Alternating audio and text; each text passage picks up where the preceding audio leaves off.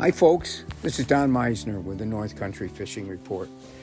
Well, I got to tell you, when I think of fishing, I think of being able to go out and cast and reel and move, and the water's changing. The water's going to its winter state, which we call hard water.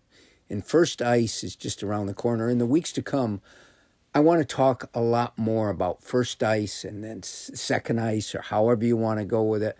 But the safety that is so necessary to be able to sort of bring into ourselves as we go out ice fishing. And it's no different than any other kind of fishing. And even though I might preach safety to you, I think of my own life and how I'm so aware of all those things that can go wrong. And I try to keep them from going wrong. And yet, to really enjoy some of the splendors of life, we have to take risks. And I think fishing brings its own risks. And whether we're going to go out on the ice, and then the big safety thing is, okay, how thick is that ice? Is it safe to go out?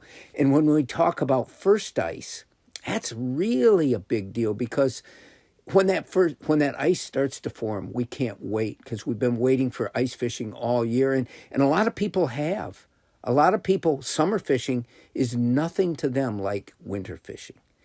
And, first ice can mean so many different things. How clear it is usually is an indication of stronger ice. And we talk about the inches that are safe to go out on. We talk about like 3 inches. Well, if the ice is 3 inches thick, you can probably walk on it. You can start to ice fish on it. But, different places and different bodies of water, that 3 inches can mean something different. If there's current under it, then the ice isn't going to be as stable as if it's in a backwater bog where that ice can be a bit firmer.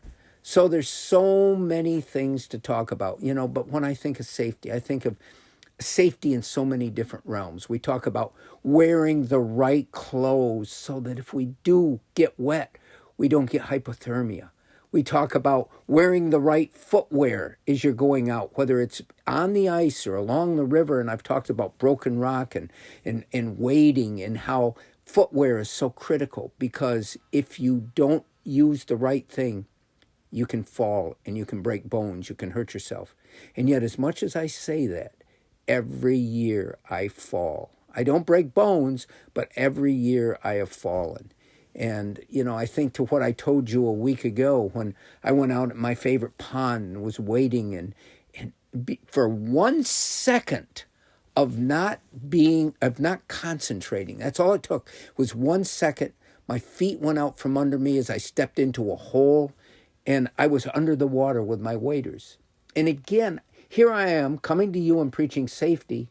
And yet safety is sort of an intangible thing that sometimes can make the difference, and sometimes we still can make a mistake.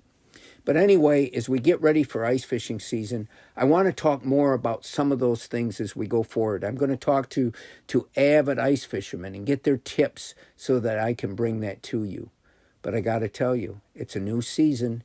And hopefully we can all take advantage of some of the fun that comes from living in the frigid North Country, where only this type of sport can mean as much as it does to us. Until next time, folks, this is Don Meisner with the North Country Fishing Report.